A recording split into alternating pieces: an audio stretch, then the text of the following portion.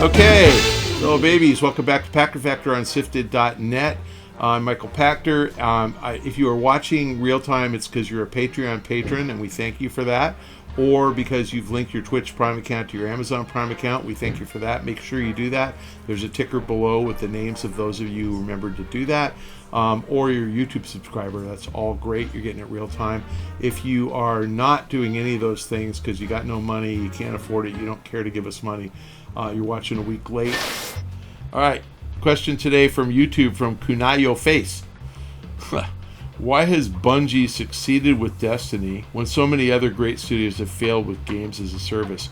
It seems primed to achieve its 10-year plan and then some. I have not seen metrics on Destiny since Activision spun it off.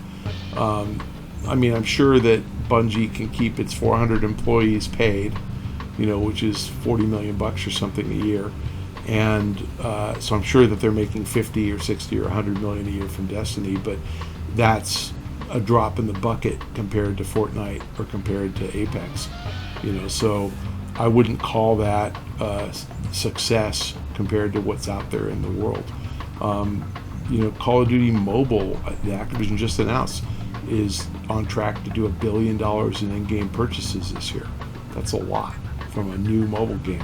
I think $1 billion is the new 100 million. It used to be that if you made a game and it did 100 million of revenue, you were good. You'd make money. I would not consider Destiny a success right now. I'll bet anything it's at 100 million or less. It's not a big games as a service model. Overwatch, I think, peaked at like 300 or 400 million. It's probably down to 100 million. It's hard to keep these big brands going and generating a ton of revenue. And the question really is, what's the right business model? Is a business model making a package good and selling it, which has been the Ubisoft model for years, or is it creating a brand where you can sell a premium version, you can have a free-to-play desktop version, you can have a free-to-play mobile version, and you can integrate all those things and get people engaged all the time? And so to get all those games to work together, integrate them, and keep the player engaged all the time so that the player is more likely to spend money wherever he happens to be, on his phone or his desktop or his console at home. And I think Activision's got the right model. I think, interestingly, you're seeing Zynga emulate that by coming up with a Star Wars game that is cross-platform synchronous play on mobile and Switch. So they're trying for the first time. They're using the Unreal Engine to make that game because Fortnite uses that engine and it works. And they want to make sure that you're playing exactly the same game mobile and Switch, so you can play with your friends on a Switch and you could be on your phone. I think that's the future. So I think that you're going to get these evolving business models where there's free games. Like, imagine FIFA Ultimate Team if it was free to play. Like, everybody, you didn't have to buy FIFA. They would have 100 million players, not 20. And they would make a lot more money. So there's so much more you can do with the established brands that no, I don't think Destiny is the right model to point to. And games that, I don't know how many game studios have failed, great studios have failed with games as a service. Crystal Dynamics. Yeah. Marvel's Avengers, total failure. Yeah, because, and you could say that about Niantic in the Harry Potter game, but they're still going strong with Pokemon Go. So, it really depends on getting the product right. I think licensed IP is hard to pull off. I really do. Like Destiny, what makes Destiny work is that they created all the characters, so there's no preconception of how the characters work. Or Marvel's Avengers, you know what each character's strengths and weaknesses are, and it's just hard to balance the fighting and stuff. Today's question from SIFTD from Herbitronic: why are there so few Minecraft clones in an industry full of companies falling over themselves to copy each other? It's the best-selling game of all time, and its 2D equivalent Terraria has also been extremely successful. I don't know the answer. I actually, if memory serves, Roblox is kind of a rip-off, although Roblox evolved into something else. And I never really liked Roblox, the game, but the platform turned into something. And I remember, until Roblox started talking about going public, I still thought of it as looking like Lego cubes, like building blocks. It actually looks like PS2. I mean, it's actually pretty good quality.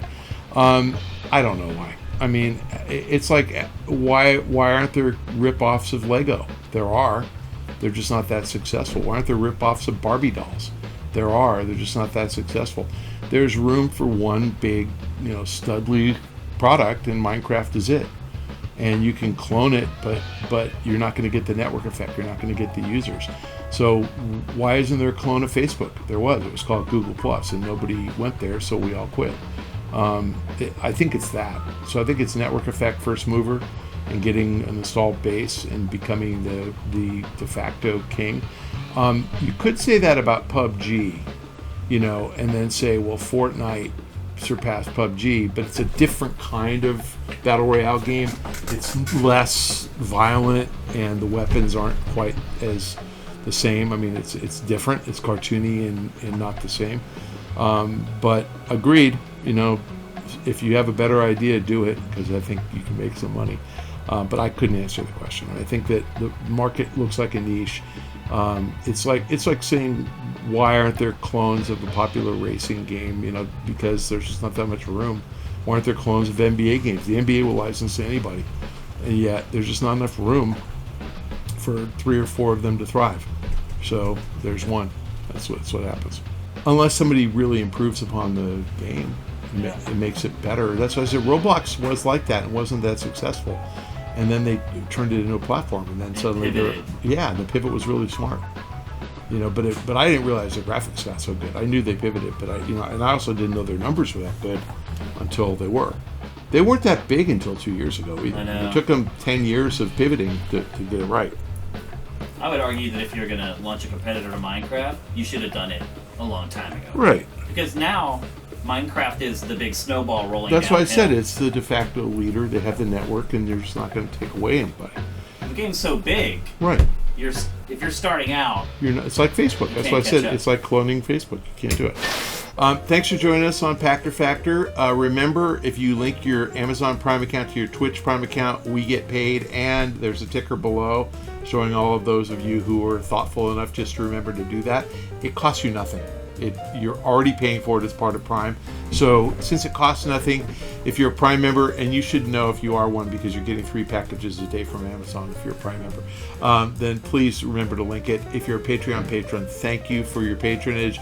You can subscribe on YouTube. Thank you if you do that as well. We need as many of you as we can just to keep Shane eating.